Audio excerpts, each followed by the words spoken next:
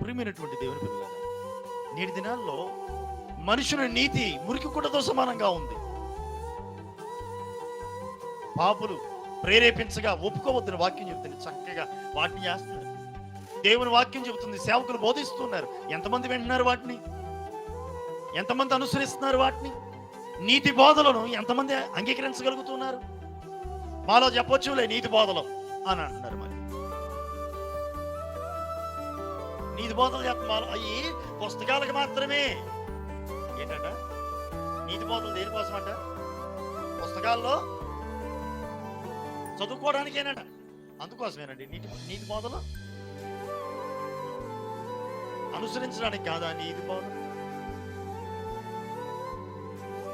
ఈ లోకంలో లోక స్నేహాన్ని స్నేహించి లోకంలో పడి కొట్టుకుపోయే వాళ్ళకి నీతి బోధలు పుస్తకాలకు మాత్రమే పరిమితం అయిపోతుంది. మన జీవితాల్లో మాత్రం అలా ఉండకూడదు. మన మటుకు మనం మాత్రం అలా ఉండకూడదు. నీతిని అనుసరించే వారిగా ఉందాం. నీతి బోధనను అనుసరించే వారిగా ఉందాం. దేవుని మాటలను, దేవుని వాక్యాన్ని వెంబడించే వారిగా ఉందాం.